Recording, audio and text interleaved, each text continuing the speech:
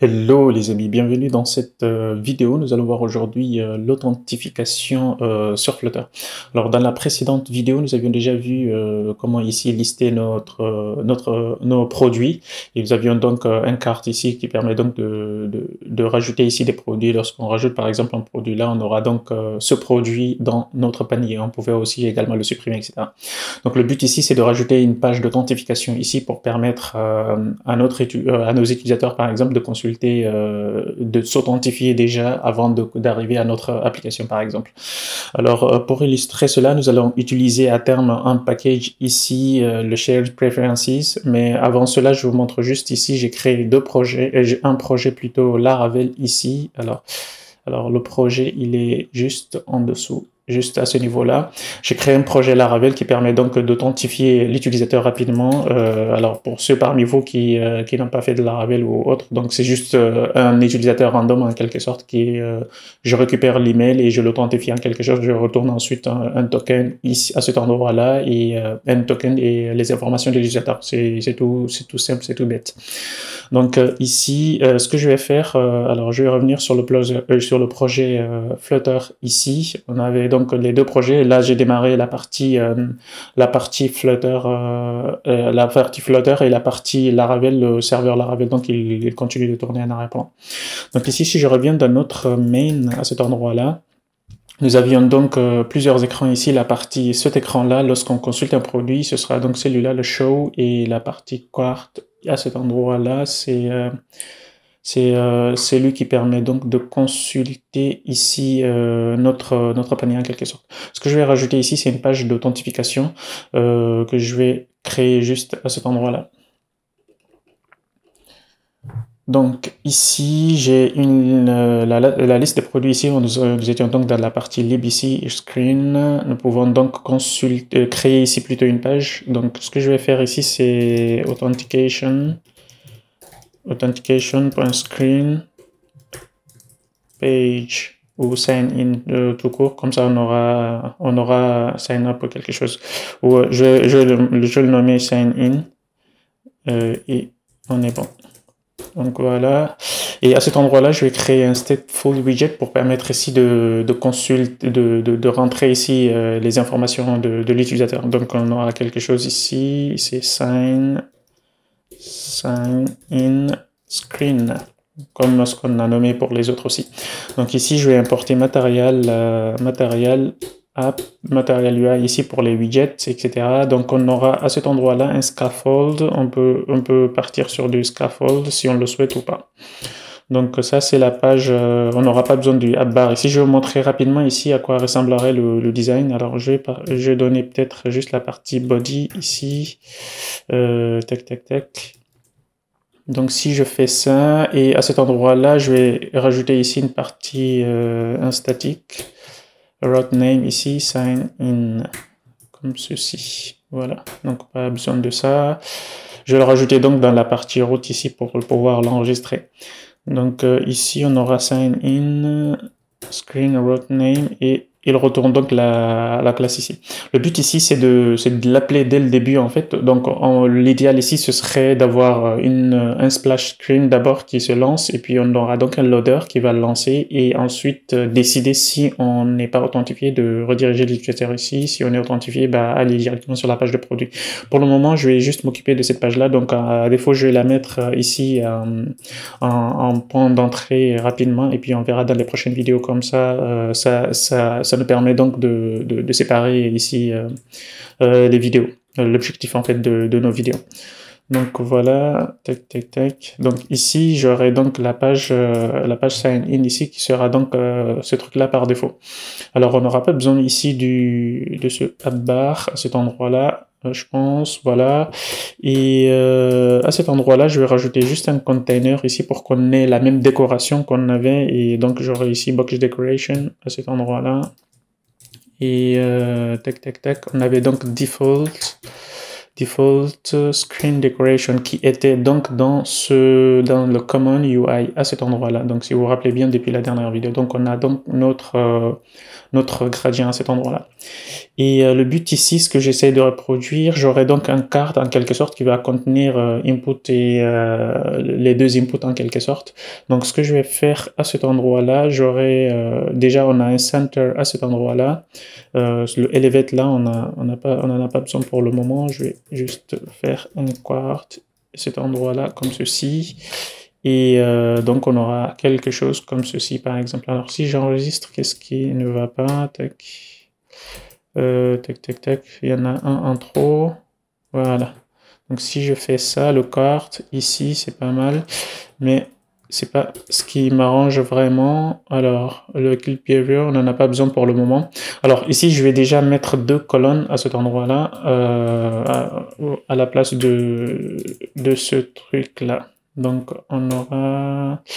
Alors ici on a des colonnes déjà, on a déjà une colonne, donc c'est très bien.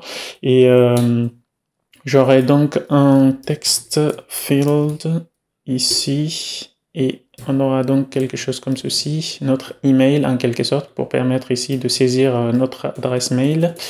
Et on aura également quoi? On aura également à cet endroit-là un text field à cet endroit-là qui sera donc office de notre mot de passe, obscure false. Ok, obscure tour plutôt. Donc voilà, on a quelque chose comme ceci. Et qu'est-ce qu'on pourrait avoir d'autre? Donc il faudrait déjà qu'on rajoute les contrôleurs ici pour récupérer les informations à cet endroit-là. Donc ici d'ailleurs, je pense qu'il y a déjà un padding qu'il faudrait mettre ici pour espacer un petit peu. Donc ce que je vais faire ici, c'est de mettre peut-être un padding à cet endroit-là. Et on aura, je sais pas, 19. Et tac, ici, le clip behavior, je sais pas, alors c'est pas ça, le shape plutôt. Shape, rounded, voilà. Donc je vais essayer de l'arrondir un petit peu. Donc si je mets peut-être 29, on va voir à quoi ça ressemble. Ok, ça me paraît bien. Et au niveau de input decoration, ici, j'aurai d'autres informations peut-être à mettre en place. Donc on aura, est-ce qu'on a shape aussi? Alors on avait vu ça dans la précédente vidéo. On avait donc on pouvait donc arrondir ici. Border, voilà, border ici. On peut avoir quelque chose comme ceci. Voilà, c'est exactement ce que je souhaite. Donc on peut avoir un border à cet endroit-là aussi. C'est dans le decoration plutôt. Donc là, ça me paraît ok. Et qu'est-ce qu'on pourrait avoir d'autre? On peut avoir un espacement à cet endroit-là. Donc on peut faire un size box à cet endroit-là de 29. Et ce truc-là, on peut l'augmenter sa taille également. Alors, s'il faut, on n'en a même pas besoin. On mettra un logo plus tard, on verra. Donc, à cet endroit-là, le int, ça c'est la partie label. On peut avoir également un int text ici. Enter your email pour avoir ici, lorsqu'on clique, on a donc un texte à l'intérieur. Et pour la partie mot de passe aussi, on peut avoir enter your password. Lorsqu'on clique à cet endroit-là, on a donc quelque chose comme ceci. Et voilà, je pense on est bon a priori. Et qu'est-ce qu'on pourrait avoir à cet endroit-là? La partie style ici, on peut également avoir des bordures, mais c'est pas le but. Je peux le laisser comme ceci. Il me semble qu'on peut avoir un min, voilà, un min size ici. C'est ce qui m'intéresse. Donc la partie texte ici, on va augmenter juste sa taille également. Quelque chose comme ceci. Et là, on a la partie size qu'il faudrait mettre. Ça, c'est le width. Le width. Est-ce que je peux en abuser à cet endroit-là et donner infinity? Voilà. Donc, on peut avoir quelque chose comme ceci. Lorsqu'on tape quelque chose, les deux, et on valide. Maintenant, il faudra juste encapsuler toute cette partie-là dans un form à cet endroit-là. Donc ici, juste avant la partie colonne, ici, alors je vais plier ici, c'est un petit peu compliqué à se référer. Je vais revenir à cet endroit-là, je vais donc rajouter une partie form ici. Et donc le but ici, c'est de lui donner une key. On a donc une propriété ici, et il faudra donc qu'on le donne à cet endroit-là, notre clé. Donc je vais enlever ça. Hop. Je peux faire par exemple form key, par exemple, quelque chose comme ceci, et venir le créer à cet endroit-là. Et faire quelque chose dans ce genre-là. Donc je peux faire ici un final. Et voilà, normalement c'est bon. C'est un form state. Et puis il faudrait donc qu'on rajoute ici à cet endroit-là, ici, au lieu de faire des text fields, c'est text form field en quelque sorte. Donc on n'aura pas besoin de const ici parce que ce n'est pas des éléments const en quelque sorte. Donc là aussi c'est pareil. Donc on aura, c'est quelque chose de dynamique en fait. C'est un objet instancié à l'intérieur. Donc voilà, je pense qu'on est bon. Tout est bon à cet endroit-là. Il faudrait juste qu'on mette ici les contrôleurs en quelque sorte pour récupérer ensuite les informations. Donc ce que je peux faire à cet endroit-là, c'est de rajouter les deux contrôleurs de mes inputs. Donc je peux rajouter ici, d'ailleurs je vais commencer par le créer ici, comme ça j'aurai l'autocomplétion. Contrôleur à cet endroit-là et email controller, quelque chose comme ceci. Et à cet endroit-là aussi, pour la partie mot de passe, j'aurai password controller. Donc maintenant, je vais venir les créer ici et donc j'aurai juste à tabuler. Voilà. C'est une petite astuce pour aller plus vite avec GitHub Copilot. Et normalement, on est bon à cet endroit-là. D'ailleurs, ce card-là, on aurait pu passer directement par un... J'en ai même pas besoin de tout ça. Je vais juste couper ça, cette partie-là. On peut avoir un padding directement avec un container. Donc, celui-là, il sert à rien, en fait. Donc, ce que je peux faire ici, je peux enlever cette partie-là. Comme ceci, je vais le convertir ici en container et puis mettre ensuite un child ici de forme et mettre ici une décoration. On aura déjà un padding et voilà, on peut avoir ici une decoration à cet endroit-là, box decoration, et on aura une couleur blanche. Donc voilà, donc on peut avoir quelque chose comme si tout à l'heure c'était à 20 il me semble, ou un truc comme ça, 19. Donc ça me paraît top aussi. Qu'est-ce qu'on pourrait avoir d'autre? Ici, niveau interface. Tac. Donc, il faudrait donc qu'on valide ici notre formulaire. Donc là, nous sommes dans une seule méthode, en quelque sorte, dans la partie build. Il faudrait donc que lorsqu'on clique ici, il faudrait qu'on alimente, en fait, qu'on récupère ici les informations ici de l'utilisateur. Donc, on peut l'appeler par exemple login ici, et puis faire quelque chose dans ce genre-là. Donc, cette méthode-là, c'est lorsqu'on clique ici sur notre bouton pour récupérer ici, on voit bien ici les contrôleurs qu'on a définis un peu plus haut pour récupérer ici les mots de passe, etc. Donc, je vois pas d'ailleurs pourquoi il met... Ah, ok. Donc c'est dans un string, il a interpolé en quelque sorte. Et donc si je reviens à cet endroit-là, dans le onPressed ici, je peux directement mettre quelque chose à cet endroit-là, comme ceci. Donc je peux réactualiser l'écran et on est bon. Et ah mince, il a capturé quelque chose, mais c'est pas grave. Donc lorsque je clique ici, je peux revenir à cet endroit-là et voir ici les infos que j'ai données. Donc ici, qu'est-ce qu'on pourrait avoir? Tac. Donc on peut donc valider les informations à cet endroit-là. Donc ce que je peux faire, c'est de vérifier ici. Tac.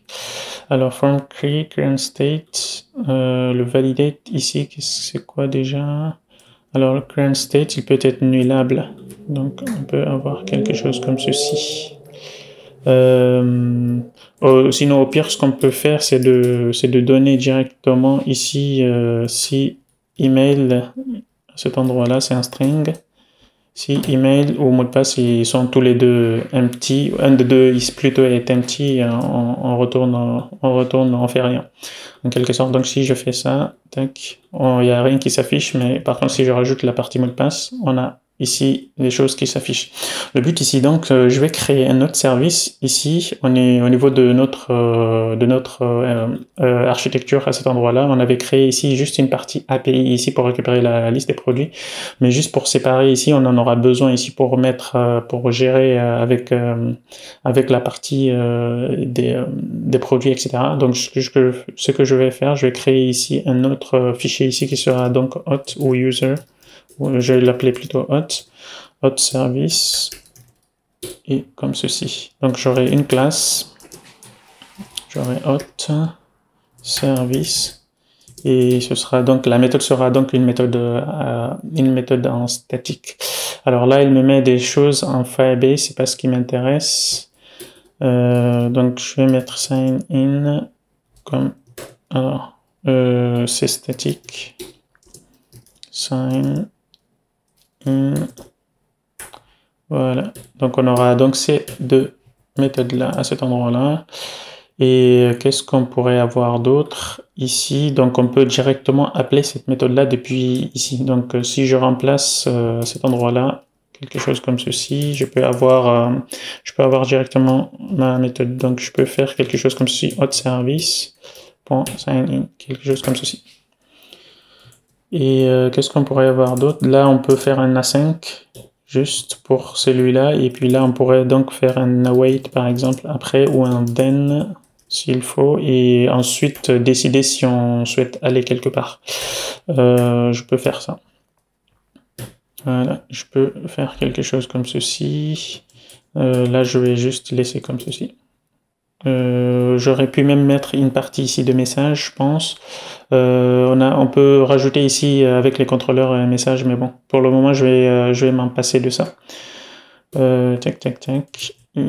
Et à cet endroit-là, donc le sign in ici doit être une méthode asynchrone également, qui va retourner, supposons une feature, supposons une feature de quelque chose, des informations. Là, on aura donc, supposons une information, disons une boule, un booléen tout court, et cette partie-là, elle doit être au début. Il me semble, ouais. Alors, c'est quoi son problème? The body might be complete number returned. Donc, je peux faire quelque chose.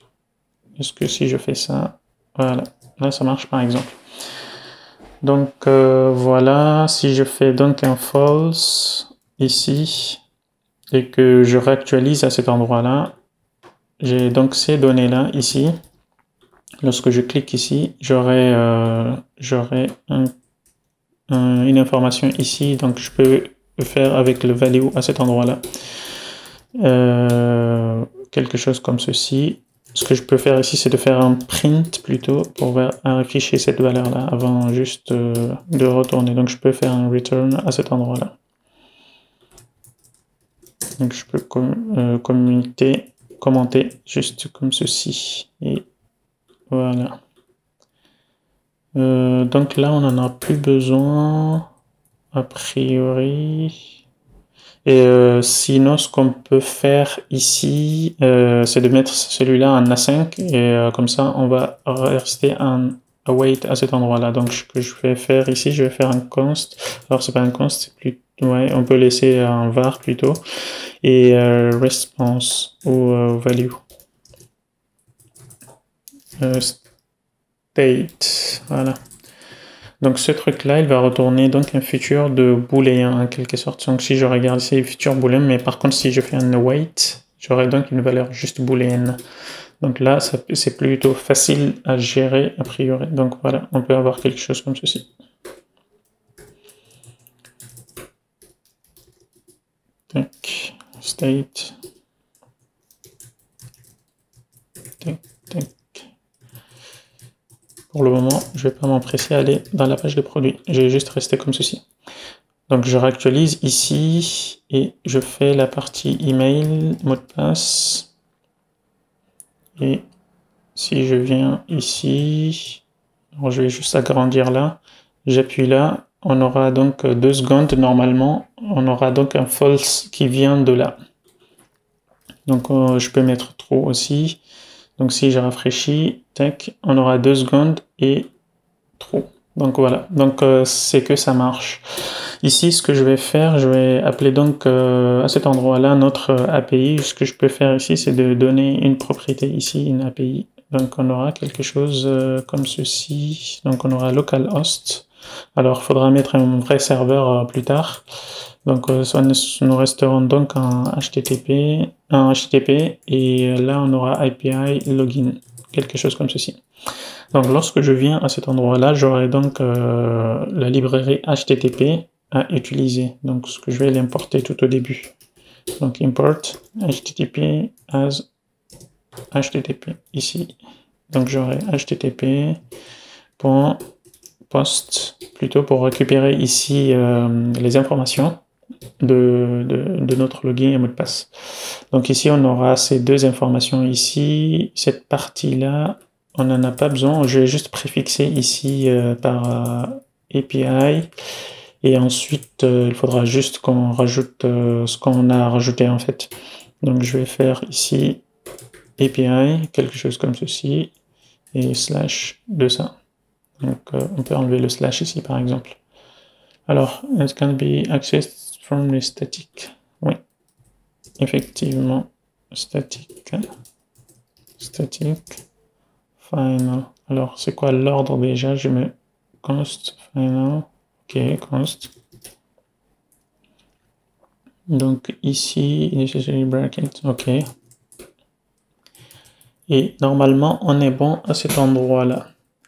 Et a priori, là, du coup, ce que je vais faire, j'aurai donc une valeur à cet endroit-là qui aura ma réponse ici. Je vais donc faire un await, j'aurai response ici qui aura ça. Response await de ça. Donc, quelque chose comme ceci. Pour récupérer les informations, je pourrais les afficher juste après. Donc, je peux faire ici un print de response body, par exemple, pour afficher les informations. Là, je peux directement retourner ici un trou pour le moment, juste pour l'exemple, pour ne pas attendre encore cette information. Donc voilà, si je reviens à cet endroit-là, je peux avoir quelque chose comme ceci. Alors, qu'est-ce qu'il raconte? Ils me disent qu'il redirige ici. Alors on a email, oui, il essaye donc de rediriger ici vers une page web. Alors il faudrait qu'on précise en quelque sorte ici les informations. Enfin, plutôt la partie JSON à cet endroit-là. Il faut qu'on dise que la partie header ici, elle attend un application JSON comme ceci, pour qu'elle considère comme une réponse JSON. Donc si je refais, normalement, on aura un message différent. Donc, email must be validated, machin. Donc là, on a des vraies réponses. Donc ces réponses-là, on peut directement les remonter au niveau de l'application. Pour le moment, on va faire un petit peu simple. On aura donc quelque chose ici, un JSON des codes ici de notre body. Donc si je refais ça, je tape ici. Donc on a un map normalement qui récupère toute cette information ici. Donc normalement, on est bon à ce niveau-là. Et qu'est-ce qu'on pourrait avoir d'autre? Donc si nous avons ça, on peut également, il me semble, regarder ici, response, ici le statut de code. Alors là, nous ne sommes pas dans cette partie-là. Donc je vais juste garder celui-là de côté et puis regarder la partie statut de code ici. Donc si je retape ici, on a donc 442. Ce que je peux faire ici, c'est de regarder si nous sommes en statut différent de 200, c'est de retourner par exemple false, et puis si on est dans un statut dans un autre statut, dans le statut de 200, et puis retourner ici true par exemple. Donc avant de retourner true, il faudrait ici qu'on enregistre les informations qu'on aurait reçues. Donc j'aurais quelque chose comme ceci par exemple. Donc j'aurais quelque chose comme ceci, j'aurais un print. Alors là, je vais juste afficher, faire un print peut-être à cet endroit-là de data, juste pour qu'on puisse voir. Et normalement, si je fais ça, là, il retourne false, c'est normal. Donc, ce que je peux faire ici, c'est mokhtar@easy.io. Alors, mince, c'est embêtant ça. Donc là, on aura password. Alors, est-ce que je peux copier ici? Je vais juste le mettre à cet endroit-là. Voilà. Et là, j'aurai password aussi. Comme ça, je n'ai pas à les taper à chaque fois qu'on va tester. Si je fais ça, je vais afficher ici les informations. On voit donc bien ici la partie information de l'utilisateur et le access token ici pour récupérer ici les pour récupérer ensuite les informations. Donc ce que je vais faire, c'est de sauvegarder ces informations-là dans le local storage en quelque sorte. Alors Flutter ici, il nous propose ici un package qu'on peut utiliser, c'est le Shared Preferences ici qu'on peut installer. Et avec ce package-là, donc on pourra donc utiliser ici le local storage. Alors ça dépendra de la plateforme dans laquelle on se trouve. Si nous sommes par exemple dans de l'Android, c'est le Shared Preferences. Si iOS, c'est le NS User Default. Et Linux aussi, c'est ça. Et si nous sommes en web, c'est le local storage. C'est l'équivalent en quelque sorte de local storage. Donc ce que je vais faire ici, on va donc enregistrer ces informations ici qui sont là. Et ici, on voit bien ici les données qui sont prises qui sont supportées en quelque sorte par le package. Donc ce que je vais faire, je vais convertir juste celui-là en JSON et puis ensuite, lorsqu'on récupère les informations, on va décoder. Ce que je vais faire ici, je peux revenir donc sur IntelliJ ici. La réponse, donc je peux la garder, cette réponse à ce niveau-là. Déjà, il faudrait que j'installe le package. Donc ce que je vais faire ici sur Flutter, pub add et le Shared Preferences. Alors, qu'est-ce qu'il dit? Il faudrait que j'y vais dans tutoriel plutôt. Voilà, c'est là le projet. Et ensuite, on va taper la commande.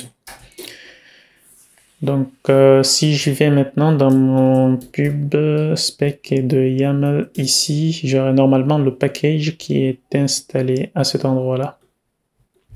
Donc, c'est top, c'est déjà pas mal. Et voilà, donc si je reviens à cet endroit-là, je peux revenir ici au niveau de la partie web, voir comment l'utiliser. Donc on peut déjà obtenir à cet endroit-là ce truc-là pour avoir l'instance ici de notre package. Donc je peux l'avoir de cette façon-là. Donc je peux l'importer ici, s'il veut bien. Tac.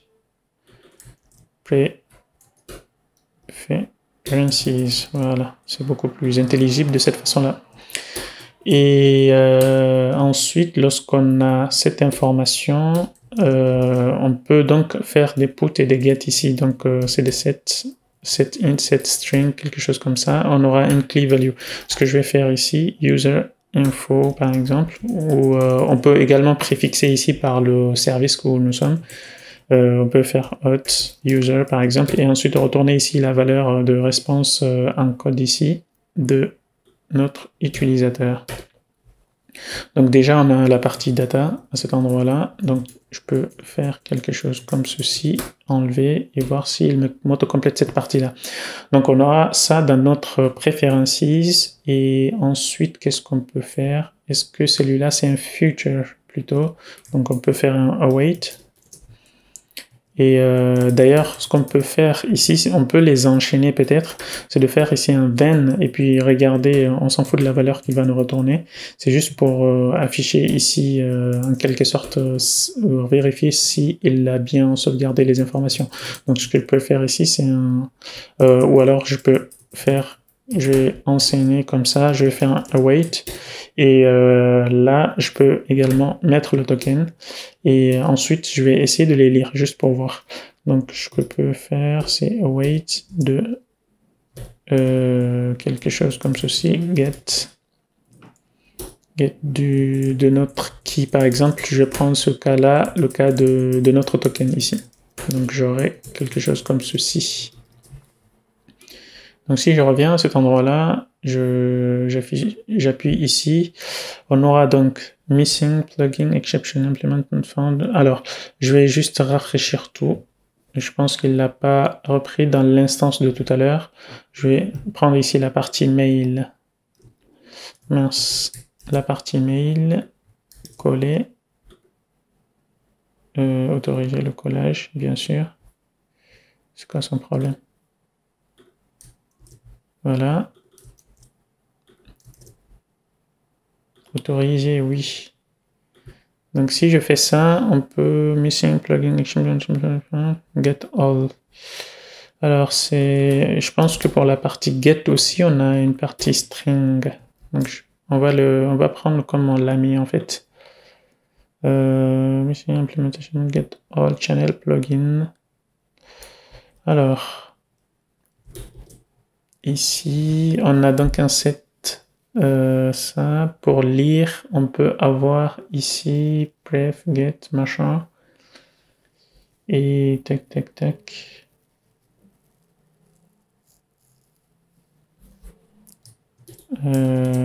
Si je reviens ici, qu'est-ce qui se passe?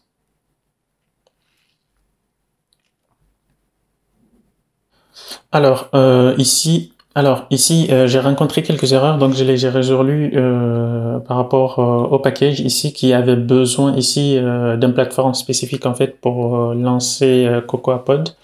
Donc, ce que j'ai rajouté au niveau de cette erreur. Si vous rencontrez cette erreur notamment sur macOS, vous pouvez le régler de cette façon-là. Vous pouvez installer ici avec cette commande, en utilisant cette commande-là, le gem install CocoaPod, et puis vous pouvez également utiliser ici le Brew, installer Ruby en fait si la version n'est pas à jour. Donc c'est avec ces deux commandes là donc j'ai résolu le problème qui était survenu juste à cet endroit là, l'erreur qu'on avait à cet endroit là. Donc ce que je vais faire, je vais continuer donc ici la vidéo sur l'authentification ici en collant cette partie là. Il faut que j'autorise, et le password aussi j'autorise. Voilà, si je fais ça, qu'est-ce qu'on récupère à cet endroit là? Tac tac tac, nil is not a subtype of string. C'est effectivement ça. Donc ce que je peux faire ici, c'est de récupérer ici. Je peux dire par exemple, je peux donner ici le type ici, quelque chose, voilà, exactement comme quelque chose comme ceci, ou token à cet endroit-là. Comme ça, on récupère la partie token. C'est la même clé qu'on a donnée à cet endroit-là qu'on récupère. Donc si je fais ça, tac. Voilà, comme ça, a priori, on n'aura pas donc cette erreur-là. Alors ici, le get, normalement, il retourne ici, on n'a pas besoin ici de faire un wait, en fait. C'est l'écriture, en fait, qu'on a besoin d'attendre. Donc si je refais ça, alors new is not subtype of string. Je vais juste réactiver peut-être 27, à cet endroit-là, ici. Donc je vais juste faire un print à ce niveau-là, c'est l'écriture ici, j'ai l'impression que ça ne marche pas comme il se doit. Tac, ici. Donc si je refais ça, j'aurai donc normalement ici une écriture, donc c'est le access token plutôt, c'est pas token tout court, donc c'est access token à cet endroit-là. Donc je peux faire ça, et quand je refais, et puis là on récupère donc notre token à cet endroit-là, donc je peux faire ça. Quelque chose comme ceci, et là à n'importe quel endroit il faudrait donc que je mette pour récupérer le token à cet endroit-là, pour avoir les informations par exemple des utilisateurs, etc. Donc sur la partie sign in, je peux faire donc ça à cet endroit-là ici, et donc envoyer l'utilisateur si on récupère ici un trou, et renvoyer l'utilisateur depuis la page de login, depuis la page de produit. Donc ce que je peux faire ici, le push, j'utiliserai donc le push replacement ici. Alors la différence ici, le push replacement named, on avait vu dans les précédentes vidéos, lorsqu'on fait un push, en fait, on rajoute une route dans le stack en quelque sorte. Donc on a les routes qui s'empilent et qu'on peut dépiler au fur et à mesure. Le but ici, c'est d'utiliser une route qui va remplacer une autre, comme ça, c'est comme si cette route-là, elle n'existait pas. Comme ça, on n'aura pas un retour en arrière, par exemple. Ça nous éviterait de faire cela. Donc ici, ce que je vais faire, je vais aller donc dans la partie product, screen, quelque chose comme ceci, et puis importer ceci. Donc a priori, alors qu'est-ce qu'on a ici? Don't use build context across sinks gaps. Ok, donc on a, est-ce que je peux récupérer ici le contexte? Voilà, donc au niveau de la partie login ici, ce que je vais faire, je vais récupérer ici l'autocontexte à cet endroit-là, le contexte qu'on a depuis l'UI ici, le widget à cet endroit, le build. Donc, je peux récupérer ça, et puis là, je peux faire une fonction anonyme qui va relancer cette méthode-là. Comme ça nous évite de refaire ça à chaque fois. Ah mince, j'ai perdu mes saisies encore une fois. Je vais les récupérer ici. Je vais donc saisir. À chaque fois, il faut qu'il me demande. C'est embêtant. Donc, je vais faire ça ici. Et normalement, on est dans la partie produit. Et donc là, on arrive à récupérer, à avoir les informations. Juste pour récupérer ici, par exemple, on est vu que nous sommes déjà dans la partie hot ici de service. Si je plie tout ici, on a donc la partie sign-in. Ce que je peux faire ici, c'est de récupérer par exemple les utilisateurs, ou peut-être juste la partie sign-out. On aura peut-être une méthode, on aura besoin de cette méthode-là pour plus tard. On peut également avoir une méthode de getUser à cet endroit. C'est exactement ce que je souhaitais faire. Comme ça, il a tout fait. Donc ici, c'est une liste dynamique. Donc on aura une map ici au nul. Comme ça nous évite de faire ça. Et qu'est-ce qu'on pourrait avoir d'autre? Donc, est-ce qu'on peut savoir si l'utilisateur, on peut avoir un get token aussi, et check, voilà, c'est exactement ce que je souhaitais faire. Donc, on peut avoir ici notre token pour vérifier ici que l'utilisateur il est bien connecté en quelque sorte, retourner true ou false en fait en quelque sorte. Donc c'est un futur booléen qui va retourner un check. Ce qu'on pourrait faire lorsqu'on arrive ici au niveau de notre sign-in, avant par exemple d'afficher la partie formulaire, c'est d'aller directement, alors là je vais réfléchir ici pour revenir à la page d'accueil. Donc, on pourrait donc s'imaginer par exemple une page qui va se charger juste avant, et donc qui va charger, on aura donc un splash. Alors, splash, il me semble c'est comme ça, on verra si il me corrige ou pas. Splash .screen par exemple, on aura quelque chose comme ceci. J'aurai donc stateful widget, et puis j'aurai donc splash screen, quelque chose comme ceci. Voilà, et ce splash screen, ce sera donc notre page d'accueil. Si nous sommes connectés, il va directement aller au niveau de la page de produit. Si nous ne sommes pas connectés, il va aller au niveau de cette page-là, au niveau de la page d'authentification. Donc ce que je vais faire ici, je vais importer ici Material Design. Et qu'est-ce qu'on pourrait avoir d'autre? Et à cet endroit-là, ce que je peux faire, c'est d'aller directement avoir ici un scaffold, ici, splash screen, et avoir peut-être loading, par exemple.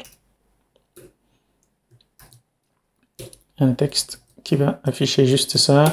Et puis là, qu'est-ce qu'on pourrait avoir? Au niveau de notre container, on peut avoir ici une décoration avec notre défaut de décoration. Donc c'est default screen decoration. A priori, on est bon ici. Alors, c'est quoi son problème? C'est la partie const ici qu'il n'aime pas. Ouais. Donc là, on importe ceci. Et pour la partie center aussi, on peut fixer avec le const ici. Et juste ici, je vais rajouter ici un route name. Ici, je vais mettre le splash. Donc si je reviens donc au niveau de la partie main ici, on va enregistrer aussi cette route là qui va permettre donc d'aller sur la page splash screen ici, et afficher, ce sera donc notre route par défaut ici qui nous permet donc, lorsqu'on arrive sur la page splash screen, il va afficher un loading ici. On aura plus tard un icône ou quelque chose comme ça. Alors si ça dépendra si nous voulons aller un peu plus en profondeur et aller utiliser le splash screen qui vient avec les plateformes, etc. Comme ça on utilisera Android et iOS, les librairies, enfin les dossiers qui sont là. Et pour le moment, on va juste s'en contenter de celle-là pour permettre ici de mettre un petit peu de logique. Donc, je peux donc utiliser ça. Donc, si je rafraîchis ici, j'aurai donc ma page ici qui s'affiche à cet endroit-là qui dit que juste le texte, il est ceci. Donc, j'aurai quelque chose comme ceci et color white. Alors, ça me fait ça à chaque fois. Je sais pas c'est lequel. Voilà. Donc, on peut avoir quelque chose comme ceci. Et puis, à cet endroit-là, maintenant, il faut qu'on check ici. Est-ce que est-ce que au niveau de l'initialisation, est-ce que lorsque nous sommes, on va checker ici, on va appeler cette méthode-là, le check, la méthode check ici, voir si on est authentifié. Si on n'est pas authentifié et redirigé vers la partie login, si on est authentifié et redirigé vers la partie du produit. Donc c'est exactement ce que je vais faire ici. Donc à cet endroit-là, je peux enlever ça, je peux utiliser directement ici le hot service. Ici, hot service, on n'a pas besoin d'utiliser ça. Hot service directement la classe et puis on fait un check. On peut donc faire un await ici pour récupérer ici les informations, enfin pour récupérer ici la valeur de retour. Donc je peux faire ici un var de state ou authenticated ici. Et là, j'aurai donc juste à faire un check qui va me retourner ici un booléen. Donc si je survole ce truc-là, il va me dire que on va me dire que ici c'est un booléen. Donc le but ici donc c'est d'avoir un if qui va me dire est-ce que si je suis authentifié d'aller directement dans la page de produit. Donc je peux importer cela ici et puis si je ne suis pas authentifié, c'est d'aller dans la page donc de sign in. Alors là, on a besoin de contexte ici. Alors c'est un petit peu embêtant. Alors le build context, il me dit ici don't use build context across things gaps. Ok. Alors qu'est-ce qu'il me raconte ici? Est-ce qu'il y a une autre façon à cet endroit-là de le faire? Pas vraiment. Donc je pense que cette méthode-là, je peux l'appeler peut-être ici, dans la partie build. Je ne sais pas si c'est une bonne idée. Normalement, c'est dans le state qu'on devrait faire ce genre de choses. Je pense qu'il utilise juste une injection de dépendance ici. Donc je peux avoir ici un build context, comme ceci, pour utiliser ça. Tac. Then use build context is cross sync. Alors, qu'est-ce qu'il raconte? Donc, pour le moment, je vais juste m'en passer de ça. Je vais juste venir ici. Donc, on a la partie qui est de load ici, qui était juste là. Donc, si je peux faire ici, je peux me permettre, par exemple, de faire un delay, juste future delay, par exemple, de ça. Comme ça, on puisse voir. On a un loading. Et ensuite, on récupère les informations, on va dans la page de produit. Dans la page de produit, si je viens au niveau de la page de produit ici, on a donc notre app bar ici à cet endroit-là. D'ailleurs, dans ce tab bar ici, si je fais le leading par exemple, qui était juste là, supposons, je vais rajouter ici un bouton de logout. Est-ce qu'on peut avoir out ici ou power off, ce truc là,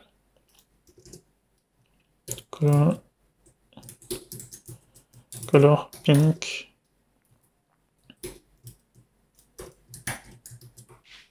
donc on peut avoir quelque chose comme ça juste pour nous déconnecter par exemple lorsque je clique ici pour revenir sur cette route là. Alors il faudrait qu'on empêche ici lorsqu'on est connecté ou pas. Donc là aussi dans la partie on press par exemple, je peux checker si l'utilisateur il est bien connecté ou pas. Donc je peux faire ici un await de pas can pop, on n'utilise pas les pop ici vu qu'on utilise des routes, des replacement routes en quelque sorte. Donc ce que je peux faire ici c'est le hot service. Je peux faire quelque chose comme ceci. Alors, check, je peux l'avoir s'il faut à cet endroit-là. Qu'est-ce qu'on pourrait avoir? Donc je peux l'appeler le hot service ici. C'est pas plus mal. Hot service. Check. Et puis là, on va récupérer, au lieu de faire ici un await à cet endroit-là, on va donc faire juste un then ensuite à cet endroit-là et regarder donc si on a une valeur un true ou false et puis voir comment naviguer ensuite. Donc ce que je vais mettre ça à l'intérieur directement. Je vais plier ça juste pour qu'on ait un petit peu de lisibilité. Je peux faire donc quelque chose comme ceci. Voilà, si ici la valeur elle est ça, sinon Là, si c'est le cas, on peut donc utiliser le sign out. Ensuite, tac, le sign out de la méthode, oui. Et ensuite, d'ailleurs, on n'a même pas besoin de revérifier, on a juste besoin de le rediriger ici vers cette route-là. Quelque chose comme ceci. Donc on a ici, est-ce qu'on a besoin ici de celui-là, c'est un future, c'est un then à cet endroit-là. Sinon on peut faire également un await ici. Alors il faudrait donc juste qu'on mette un A5 à cet endroit-là. Et celui-là ensuite, qu'est-ce qu'on peut avoir? C'est aussi un future, donc on peut avoir un await si on le souhaite. Ou alors je peux faire directement ici un then et puis mettre les choses à l'intérieur. Quelque chose comme ceci, et on s'en fout de la valeur qui est de retour. Donc voilà, comme ça au moins on n'a pas de warning. Donc si je rafraîchis à cet endroit-là, tac, on a ici, on se connecte, et si je rafraîchis à cet endroit-là, alors on va voir est-ce qu'il connecte l'utilisateur. Là on vient donc au niveau de la partie utilisateur ici. Donc là je peux utiliser mes identifiants, Mokhtar, @nesida.io et la password. Tac. Je me suis trompé peut-être de mot de passe. Password. Alors là, c'est toujours false. Je me demande qu'est-ce qui ne va pas. Yazida. Alors, il faudrait qu'on mette dans la prochaine vidéo ici les erreurs. Ce sera plus pratique. Donc voilà. Donc là, je peux consulter mon application et rajouter des produits, etc. au niveau du store et les supprimer, etc. Et si je souhaite me déconnecter, je peux me déconnecter directement. Donc voilà, c'est tout pour cette vidéo. Elle était un petit peu longue, il y a eu beaucoup d'essais-erreurs, mais ça nous permettra donc d'avoir les bases au niveau de la prochaine vidéo. Je vous montre juste rapidement ici un design donc que j'essaye à terme de mettre en place à cet endroit-là, comme ça on ira petit à petit pour l'utilisation. Je vais donc vous montrer ici ce design-là. Et c'est un design que j'avais acheté il y a quelques années et qu'on va essayer donc de reproduire. Donc on aura quelque chose comme ceci et on aura donc un splash screen aussi qui ressemblerait à cela. Et dans les prochaines vidéos, je vous inviterai donc à aller au fur et à mesure de la construction de cette application-là. Et on verra donc, en attendant, je vais, pour préparer la prochaine vidéo, je vais moquer en quelque sorte sur cette API-là au niveau de mon application Laravel pour pouvoir avancer plus sereinement par la suite. Donc voilà, on se retrouve donc à la prochaine vidéo pour commencer cette aventure. Ciao!